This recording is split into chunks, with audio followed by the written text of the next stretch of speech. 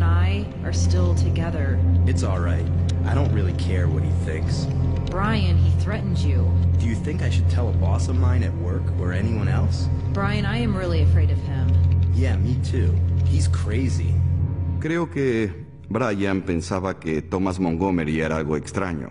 Creo que la mayoría de la gente de la fábrica pensaba que Thomas Montgomery era un poco extraño. Estoy seguro de que Brian pensó que había al menos una posibilidad de que todo terminara en una pelea a golpes. Pero creo que nunca, jamás imaginó que todo terminaría así. Que nosotros estaríamos hoy teniendo esta conversación, pero estoy seguro de que pensó, cielos, tal vez terminemos teniendo una pelea o algo así. La policía descubrió que Brian Barrett nunca reportó la amenaza. Mientras tanto, Jesse le dijo a Thomas Montgomery que la relación había terminado. Jesse finalmente le dijo, es todo, se acabó, todo se terminó. Adiós, cariño. Gracias, pero se terminó. You're nothing to me now, but a lying whore. I'm asking you to love me enough to let me go. I know this hurts you, and I'm so very deeply sorry. I don't want to keep hurting you. I'm leaving now. Sure you are. Goodbye, baby. Durante los días siguientes, Marine Sniper trató de volver a contactarse con Tall Hat Blonde, pero cada vez que ella lo veía en línea, se desconectaba. Okay, play your game. Are you here? Y a la tercera noche que no pudo contactarla, todo se desmoronó para siempre. Para los investigadores era bastante claro. Pensaban que Thomas Montgomery había matado a Brian Barrett en un arranque de ira y celos. El caso era difícil de armar, pero finalmente logramos presentarlo. En un momento tuve incluso que sentarme con su esposa, que soportaba lo mejor posible la situación y que no quería creer lo que había pasado. Recuerdo que en un punto determinado de la conversación, después de mostrarle toda la evidencia que teníamos, ella empezó a llorar y dijo, al darse cuenta de la verdad, creo que solo quería mantener vivo al Thomas que yo conocí. Pero hasta ella estaba convencida de que era culpable. Pero ahora debían demostrarlo. Los investigadores empezaron a interrogarlo sobre la traición y el enojo que mostraban sus mensajes en línea. Thomas Montgomery admitió que los mensajes sonaban bastante mal y dijo que entendía por qué los investigadores creían que tenía motivos para matar a Brian Barrett. Según los mensajes era así, pero yo nunca haría eso. Mis hijas eran todo para mí. Nunca pondría en riesgo a mi familia por una situación como esa. Cuando los fiscales empezaron a armar el caso contra Montgomery, revisaron la evidencia hallada en la escena del crimen. Inmediatamente, obtuvieron el primer resultado.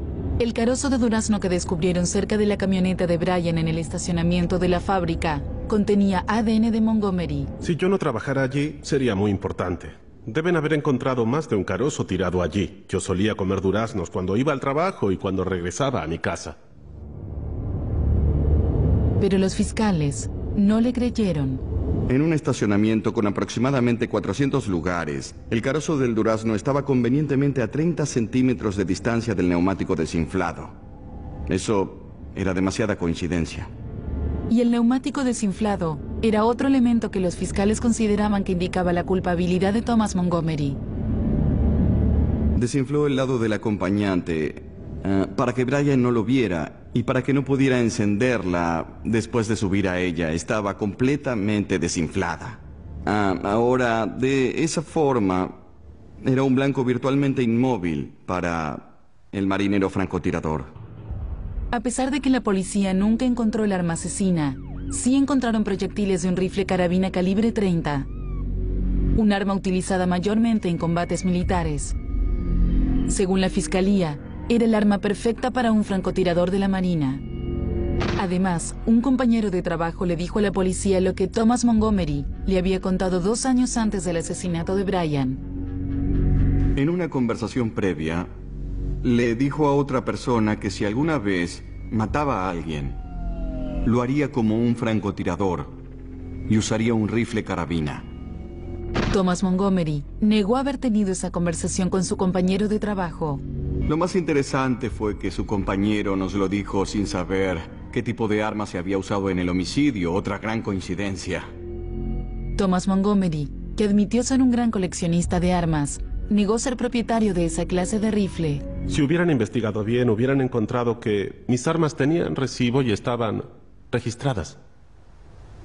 Yo nunca tuve un rifle calibre 30. Él negó ser el dueño del arma, pero descubrimos un manual de operación, una especie de manual de instrucciones de una carabina calibre 31 o 30 que estaba encima de su gabinete de armas. El manual que viene dentro de la caja cuando se compran esos rifles. La policía estaba convencida de que mentía. Estaba convencida de muchas cosas. Cuando la policía registró la casa de Montgomery, encontraron una fotografía tomada varios años atrás, en la que se veía el gabinete de armas, con un rifle calibre 30 en el interior. Tenía un rifle M1BB en casa. Es el que aparecía en la foto. Estoy seguro de que tenía un montón de explicaciones posibles, pero el FBI trabajó en cada detalle de esa imagen hasta hacerla coincidir con el otro rifle tipo carabina. Es un rifle muy poco común, hay muy pocas armas de ese estilo, es un arma poco común. En su historia, el empleado dijo que él mencionó que usaría un arma así para matar a alguien, al estilo de un francotirador. Y después encontramos la fotografía. Para mí, eso indicaba claramente que él era el dueño del arma. No conozco a ninguna otra persona, a ningún otro sospechoso potencial vinculado con el crimen que tuviera un arma así, pero él sí tenía una. La evidencia contra Thomas Montgomery aumentaba. Varios compañeros de trabajo le dijeron a los investigadores que Montgomery consultó el horario de trabajo de Brian Barrett el día del asesinato. Y cuando los fiscales revisaron el registro telefónico del celular de Montgomery, descubrieron que había hecho una llamada desde las inmediaciones de la fábrica, minutos después de que se escucharan los disparos. Poder ubicarlo cerca de la escena, solo 10 minutos después de que suponemos que se produjo el homicidio, fue muy convincente. Pero los fiscales no tenían material suficiente para arrestar a Thomas Montgomery. Sabían que aún les faltaba una pieza importante del rompecabezas. Faltaba Jessie, la adolescente de West Virginia conocida como Tall Hat Blonde. Sabían que Jessie era una parte fundamental de la investigación. Los investigadores no solo querían respuestas de su parte, también estaban preocupados por su seguridad. Si Thomas Montgomery estaba tan enojado como para matar a Brian Barrett, ¿qué sería capaz de hacerle a ella? La policía sabía que necesitaban encontrarla antes que él. Cuando los detectives fueron por primera vez a interrogar a Thomas Montgomery por el asesinato de Brian Barrett, no pudieron encontrarlo. Ahora estaban preocupados de que estuviera camino a West Virginia para buscar a Jessie. Sus mensajes eran muy peyorativos y amenazantes. No solo contra Brian, sino también contra Jessie y su familia. Incluso en un momento llegó a decirle que era posible que perdiera algún ser querido. Los investigadores rastrearon a Jessie a través de su perfil en MySpace y descubrieron que vivía en Oak Hill, West Virginia. La policía de Oak Hill envió a un oficial a la casa de Jessie. El oficial llegó a la casa esa mañana, golpeó la puerta y la madre de Jessie se acercó a abrir. Él le preguntó, ¿dónde está Jessie? Y ella respondió, no lo sé, ¿por qué? ¿Qué pasa? El oficial le contó la historia. Todos los detalles escabrosos del triángulo amoroso en internet que terminó en homicidio. Y luego le hizo una advertencia escalofriante. Jessie estaba en peligro. Su madre empezó a llorar. Entonces miró al oficial y le dijo, era yo. Me hice pasar por mi hija todo ese tiempo.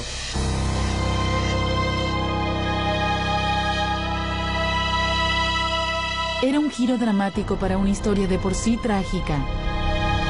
Mary Schiller, de 46 años, se hizo pasar por su hija Jessie, de 17, en internet. y utilizó fotografías reales de su hija como señuelo para empezar la conversación. Sabía perfectamente que las imágenes de su hija joven y hermosa atraerían a los hombres. ¿Acaso ellos le habrían hablado si hubieran sabido que era una triste madre con sobrepeso de más de 40 años? Absolutamente no. Creo que de alguna forma ella estaba celosa de su hija. Casi que tenía una competencia con ella porque la había elegido. No eligió a una persona neutral. Ella eligió imágenes de su hija para llevar adelante su papel en esa fantasía. Un papel que Thomas Montgomery se creyó por completo. Thomas Montgomery mintió al comienzo, pero cuando lo descubrieron admitió quién era. Y finalmente fue superado por una mentirosa que era incluso mejor que él. Jessie. Es decir, Mary Schiller, su madre. Mary le dijo a la policía que la noche en que asesinaron a Brian, Montgomery la llamó pensando que era Jessie. Le dijo: tu novio fue una presa fácil. Esa fue la llamada que las autoridades utilizaron para ubicar a Montgomery en la escena del crimen. Su enamoramiento y su obsesión por esa mujer lo llevaron a cometer un asesinato. Y necesitó llamarla luego de cometer el crimen. Mary les dio detalles fundamentales a los investigadores. La última pieza del rompecabezas. Muchas veces le dijo cosas como: tu novio Brian va a recibir lo que él se merece. En una ocasión dijo que Brian iba a pagar con su sangre.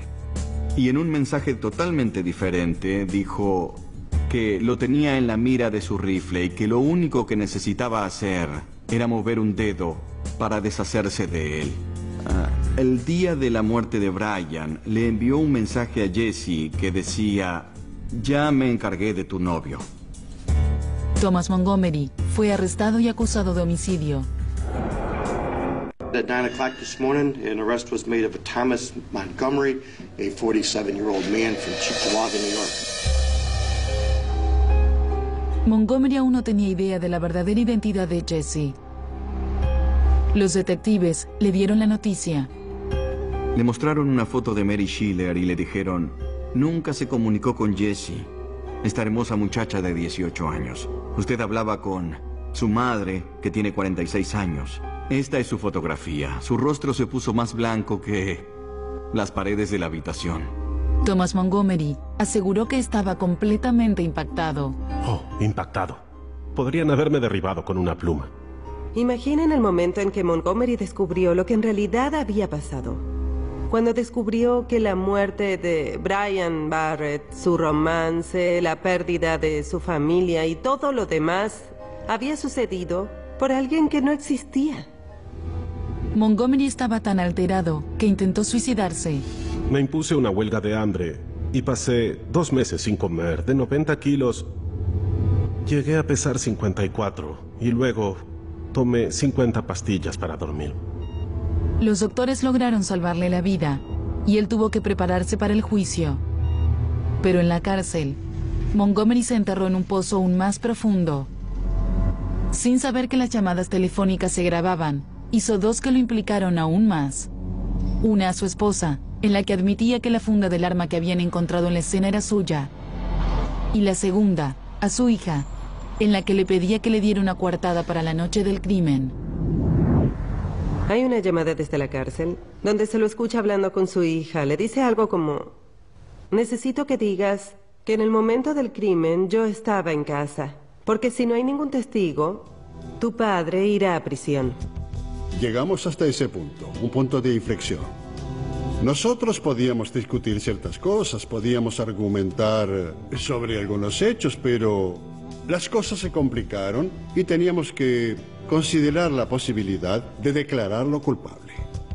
La fiscalía le ofreció a Montgomery un trato a cambio de que se declarara culpable de homicidio en primer grado, y él aceptó. Una de las razones por las que aceptó el trato fue que no quería exponer a sus hijas al acoso de los medios y de la prensa, y tampoco quería que las llamaran a declarar, lo que casi sin dudas ocurriría. Él estaba orgulloso de ser el marinero francotirador. Y creo que realmente se sentía muy avergonzado de haber cometido ciertos errores, como dejar el carozo de durazno en el estacionamiento y también de olvidar la funda del cargador en la escena. Quizás tampoco sabía lo que podíamos hacer mediante su teléfono celular. Todos esos detalles. Estoy seguro de que la ropa y el rifle que usó fueron distribuidos en diferentes sitios, en ríos, en lagos, en lagunas o quién sabe dónde. El 20 de agosto del 2007, Thomas Montgomery, demacrado y deprimido, admitió ante la corte que había matado a Brian Barrett. And did you intentionally shoot this person with a weapon? Yes. What kind of a weapon? 30 caliber. And how many times was he shot? 3. Pero un par de días después, Montgomery despidió a su abogado y trató de revertir el acuerdo declarando que era inocente. Yo no lo maté. Mi abogado me dijo que si no decía que lo había hecho, perderíamos el juicio. Y que mis hijas sufrirían las consecuencias cuando tuvieran que presentarse a testificar. No lo obligué a hacer nada. No funciona así. Él sabía las consecuencias. Conocía el caso en su contra. Montgomery declaró que por ser un suicida, no debieron permitirle hacer un acuerdo previo de ninguna forma. Dijeron que estaba en uso de mis facultades cuando acepté el acuerdo, pero no lo estaba. Era un suicida, pensaba en matarme todos los días. Si hubiera encontrado la forma, probablemente lo habría hecho. La solicitud de Montgomery de anular el acuerdo fue denegada. Lo sentenciaron a 20 años de prisión. Cuando aceptó el acuerdo, el juez le dijo: no aceptaré este acuerdo a menos que usted sea realmente culpable. ¿Es usted realmente culpable? Y él dijo sí, y describió el tiroteo. Le disparé 3 veces con un rifle carabina. Y luego le preguntaron: ¿hace esto por voluntad propia? ¿Alguien lo obligó o coaccionó, incluyendo a su abogado, al fiscal o a cualquier representante de la ley? Y su respuesta fue no. Cometí un error al involucrarme con otra persona por internet. Eso fue todo. Ese error le costó la vida a un joven. Rezo por su familia, rezo por la familia Barrett cada noche de mi vida. Cuando empezamos la entrevista con Montgomery, él negó categóricamente haber matado a Brian Barrett. Pero hacia el final, pareció reconocer algo de su culpa al admitir que su triángulo amoroso en internet pudo tener algo que ver con el asesinato de Brian. Tal vez, no lo sé. No puedo sentarme aquí ni decir si tuvo algo que ver o no. Montgomery aún se siente culpable por lo que les hizo a sus hijas. Y Mary Schiller, la mujer que se hizo pasar por su hija adolescente, Jessie, en una entrevista grabada para la BBC, declaró que cuando descubrió la verdadera edad de Thomas Montgomery, siguió en contacto con él para proteger a otros adolescentes reales. I saw him in teen game rooms, and I was so afraid that he was going to do the same thing to somebody that really was a teen, and it was scary. And I thought as long as he was talking to me that he would leave others alive. Mary dijo que pensaba que Thomas Montgomery era aterrador, aunque nunca imaginó que las cosas terminarían de la forma en que terminaron. Pero los fiscales consideraron que las acciones de Mary provocaron el homicidio de Brian y quisieron acusarla a ella también. Sin dudas tuvo cierto grado de responsabilidad en todo esto. Ella fue la que inició la situación. Destruyó a su familia, destruyó a la familia de Montgomery y destruyó a la familia Barrett. Ningún miembro de la familia Barrett merecía algo así. Pero los fiscales no pudieron hacer nada. Desafortunadamente para las leyes del estado de Nueva York, no teníamos nada para acusarla. Brian Barrett no supo quién le disparó. Tampoco supo quién era Jessie en realidad. Tuvo una muerte increíblemente trágica e innecesaria.